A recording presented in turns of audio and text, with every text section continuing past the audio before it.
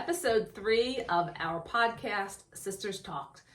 Just a reminder, our podcast is designed to explore our own health and wellness journeys and how the integration of health and wellness into our lives has been an integral part of the process of creating the life that we want.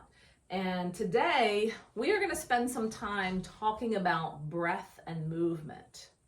I know this really piqued your interest when we looked at what our topic was going to be for today. Char, do you want to start off by talking about a little bit about how breath and movement has impacted your wellness journey? Absolutely, yeah. So for me, breath and movement has been huge. Yoga has been something that I've come back to over the last, I would say at this point, I used to say 20 years, I'm going to go for 25 at this point. And the movement and sort of the alignment with my body within that movement has been really, really helpful in helping me to feel centered, helping me to feel balanced, helping me to really be in my body. So many times we do things mindlessly. We may eat mindlessly in front of the TV. We may work out just to get through it on that treadmill. We kind of hustle through life. And the yoga brought me to a place of being able to slow down. It was like this hour or 30 minutes or 10 minutes that was carved out. And it was only about movement, and it was only about slow movement. Initially, it did begin as more of a workout for me, especially in the beginning. It was really something that was super active for me, so it felt more intense. Mm-hmm. At this point, I would say it's way more about the breath. That really came later for me, feeling like I could settle myself into getting the movements to correlate with the breath. So for instance, on the flowing down, you would, let your breath out. And then when you would lift your arms up, breathing in, or vice versa, whatever you're comfortable with. Mm-hmm. If you are following like a video, then they'll prompt you for that, which is super helpful. It is, yeah. But I would say that overall, it's probably the very first thing that put me in my body. I started exploring it in high school. And since that time, it's really just evolved to become a really big part of who I am. I don't do it as often as I used to, but I don't think it's so much about quantity as quality. Yeah, so, I would agree with that for sure. Yeah, I mean, I tend to find 20, 30, maybe 40 minutes to do it a couple times a week, and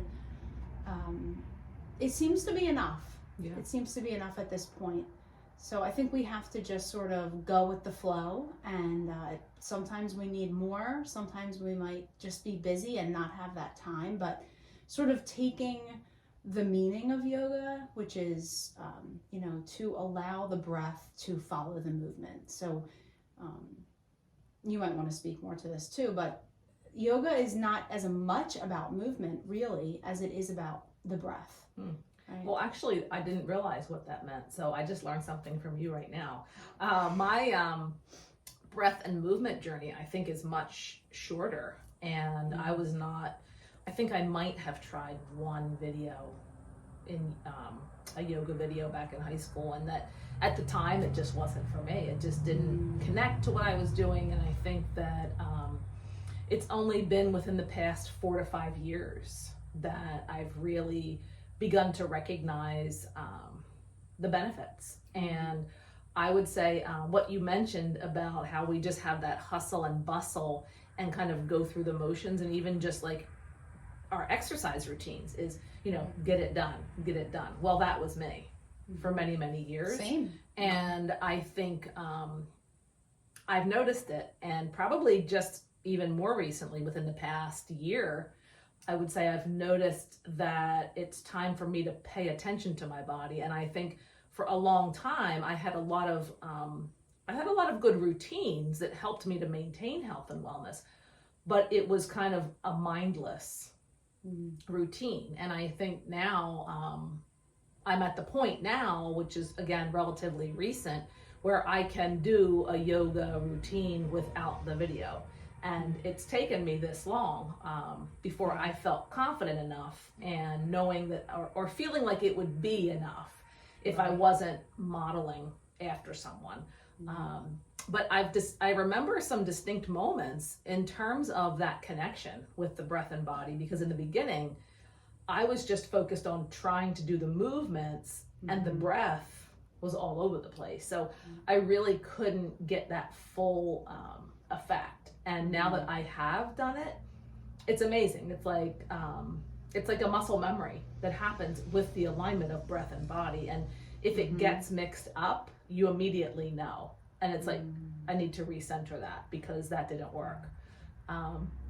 Another aspect of my journey with breath and movement brings me back to just the stillness that we need to have in our lives.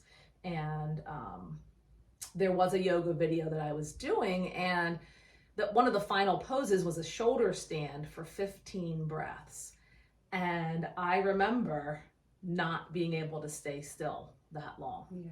And now it feels like I could do more than 15 breaths. So it is a practice. And like you said, it evolves over time, and we're continually learning and growing through it.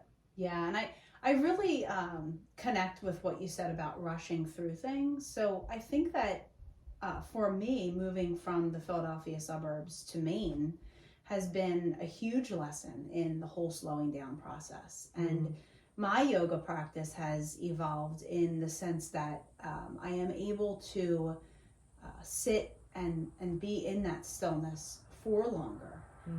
I think that it does change, and it can go back and forth. I can remember being in college and doing really slow yoga, and then after college getting into this hot, fast yoga. So I think that it just evolves and changes over time.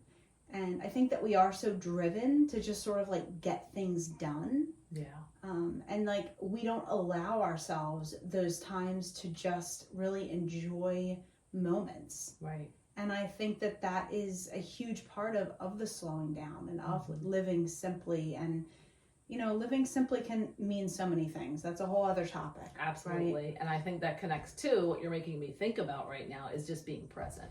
And when we're rushing and grasping, just going through the motions and not really connecting kind of that mind, body, spirit into what we're doing, we're just not able to be present. And, that adds to the stress of everything, I think. It affects everything that we're doing. Our authentic, genuine self is not able to come through in what we're doing, whether it's with our family, our career, everything. I agree. Yeah. Breath and movement. Yeah. It's important. So important. And it's also important, I think, not to put pressure on yourself. Absolutely not. So many times people think I need to follow this hour-long video session and, go to these heated classes or go to a class somewhere. Right, right. It's not necessary. I've never even been to a yoga class. Yeah. Well, maybe 20 years ago, but not recently at all. Right. And even just 5 or 10 minutes a day of taking the time to kind of link that body and breath, you're going to see you're going to feel it, and you're going to see it in your life. I agree. It's huge. I hope that you guys have fun with your body and movement. We'll see you next time. All right. Take care.